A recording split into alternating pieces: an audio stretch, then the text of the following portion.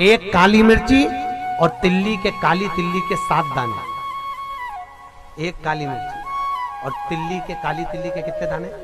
7 दाने हथेली में रखकर अपनी कामना कर कर मन से अपने मन के बात को कहकर शंकर भगवान के शिवलिंग पर चढ़ा दीजिए। आपकी मनोकामना, कहते हैं हर महीने शिवरात्रि आती है, इस शिवरात्रि पर, मुख्य शिवरात्रि पर चढ़ाओगे, अगले महीने की जब शिवरात्रि आएगी तो आपकी मनोकामना पूरी हो जाएगी। एक काली मिर्ची और 7 काली तिल्ली के दाने, मात्र 7।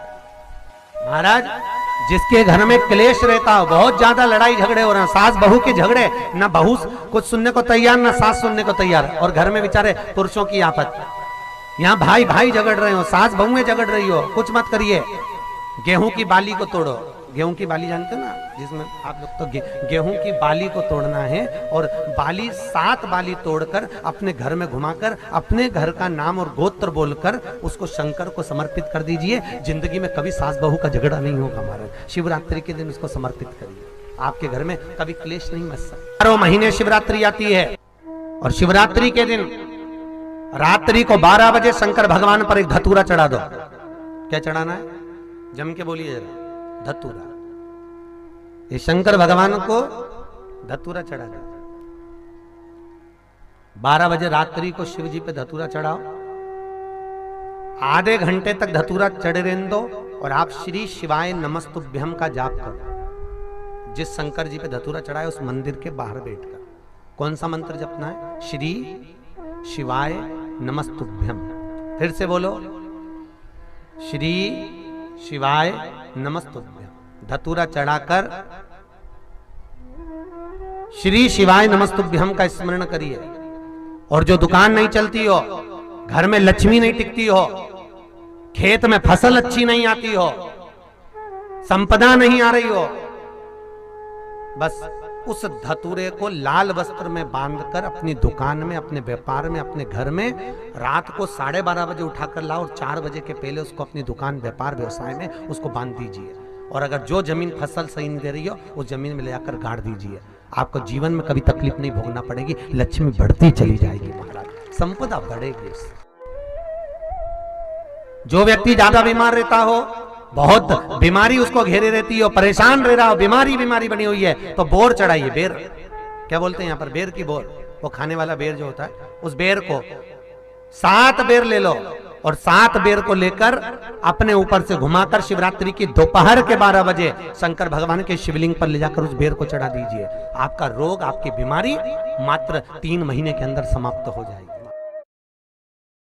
जितने भाई बहन सुन रहे हैं, बड़े ध्यान से सुनना। हमारे श्रीफल जो नारियल आप कलश पे रखते हो, जो नारियल आप मंदिर में ले जाते हो, पूजन करते हो, तो 3 चक्षु नारियल, 3 नेत्र वाला नारियल, अर्थात नारियल की जहाँ जटा होती है वहां उसके 3 नेत्र होते हैं। तो हमारा शिव पुराण कहती है, स्कंद पुराण कह रही है, तो उसको शुक्रवार पड़े, तो शुक्रवार वाले दिन उस नारियल को एक बेलपत्री के साथ में महाराज अंदर तिजोरी में या अलमारी में, या आपकी जहां बरकत होती है, दुकान का जहां व्यापार व्यवसाय चलता है, अलमारी होती है या गुल्लक होती है या तिजोरी होती है या अलमारी होती है, उसमें उसको रख दिया जाता है। उसको रखने के बाद में दूसरा दिन और शनिवार के दिन उसको निकाल लो, और निकालने के बाद उसको पूरे घर में घुमाने के बाद में श्री गणेश जी के मंदिर में, जो भी तुम्हारे घर में, तुम्हारे गांव में, तुम्हारे नगर में जो गणेश जी का मंदिर हो, उस मंदिर में ले जाकर उसको रखी आई। वहां से मात्र 1 दुर्बा लेकर आई, गणेश जी महाराज की चढ़ी हुई केवल 1 दुर्बा,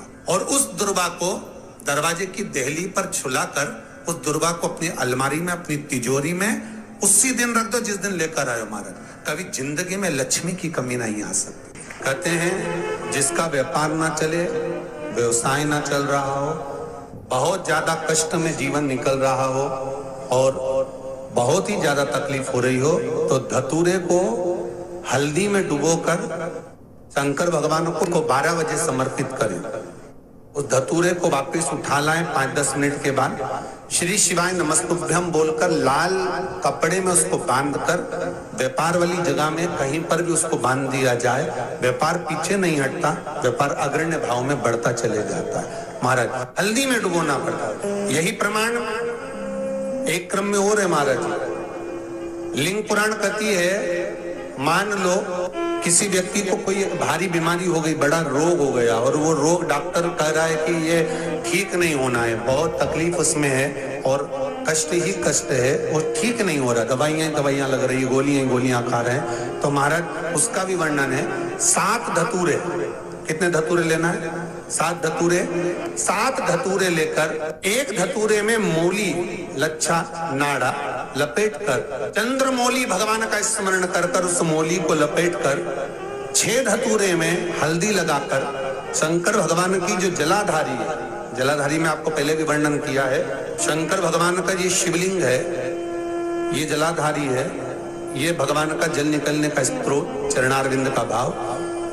शिवलिंग जहां रखा हुआ है ये पार्वती जी का हस्त कमल है, जो ये गोल भाग है ये पार्वती का हस्त कमल है, जहां शिवलिंग रखा है। जहां से जल नीचे गिरता है उसके सीधे भाग में श्री गणेश जी महाराज का स्थान है, उसके उल्टे भाग में श्री कार्तिकेय जी का स्थान है। जलाधारी के सामने एक मोटी सी लाइन होती है, कहीं सांप बना होता है, कहीं स्थान बना होता है। जो मोटी सी लाइन है ये शंकर भगवान की सबसे छोटी लड़की अशोक सुंदरी का स्थान है। जलाधारी के ऊपर जो 3 टेकी लगी है ये भृगु ऋषि का, भृंगी गण का स्थान है।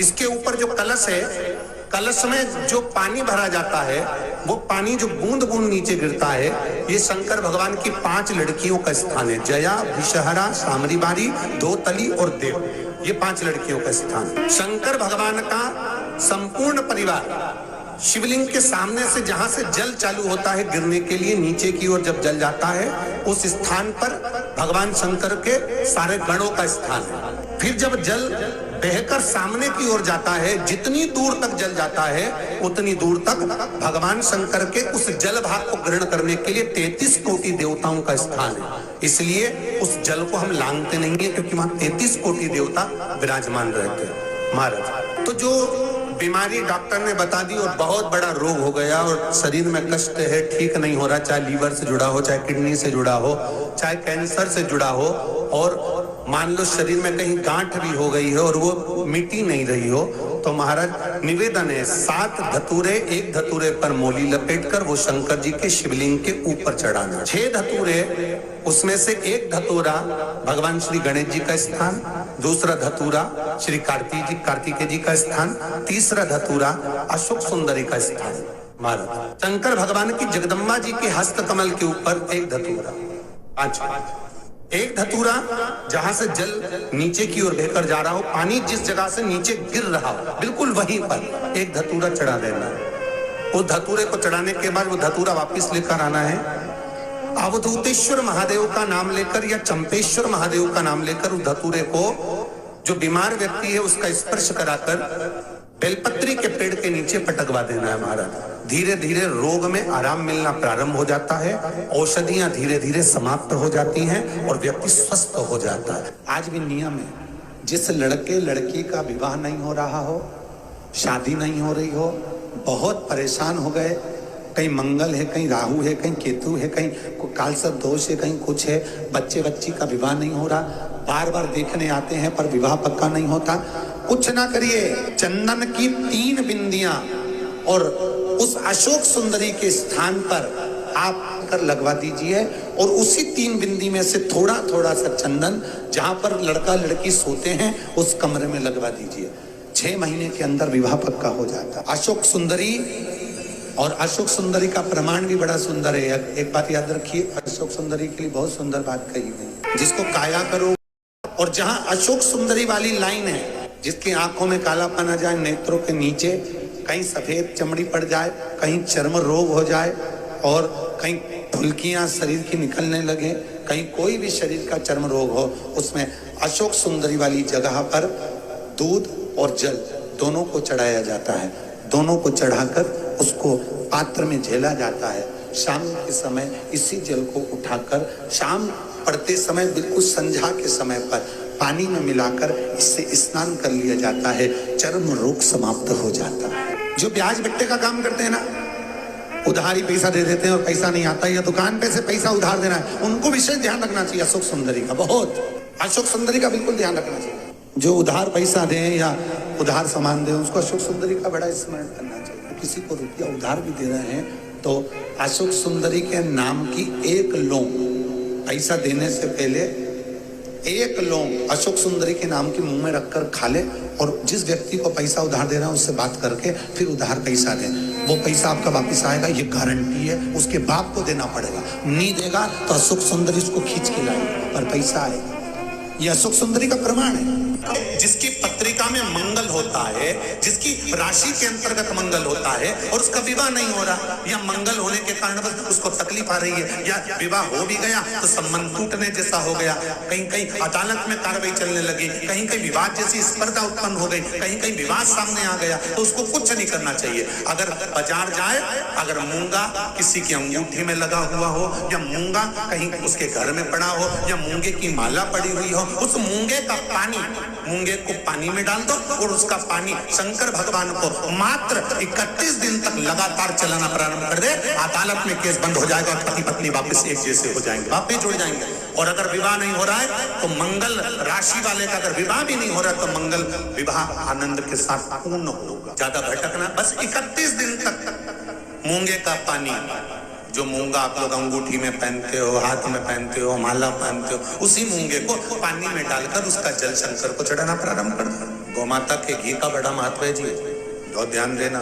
गौ माता के दूध से निर्मित, वो भी देसी गाय हो, आज के जमाने में देसी गाय भी मिलना मुश्किल है, देसी गाय के द्वारा निर्मित घी दरवाजे के बाहर, अगर तुम्हारे घर में बहुत अशांति हो रही है, क्लेश हो रहा है, घर में शांति नहीं है, तो गाय के घी की एक बिंदी भी अगर दरवाजे के बाहर मात्र अशोक सुंदरी वाली जगह पर घी को लगाकर उस हाथ की बिंदी को दरवाजे पर लगा दिया जाता है तो घर में से क्लेश समाप्त हो जाता है। जैसे कहते हैं ना, मेरे को अच्छा नहीं लग रहा, बेचैनी हो रही है, मुझे ऐसा लग रहा है कुछ बुरा होने वाला, घर में अशांति हो रही है, मन अच्छा नहीं लग रहा, मेरा रहने का मन नहीं कर रहा, बाहर निकलो तो अच्छा लगता है, घर में जाओ तो अच्छा नहीं लगता, व्यापार में काम अच्छा नहीं लग रहा, व्यापार अच्छा नहीं चल रहा, जिसके मन में लगता है कि मेरे मन से मुझे अच्छा नहीं लग रहा, मन में अशांति लग रही है, मन में अच्छा नहीं लग रहा, उसको देसी गाय का घी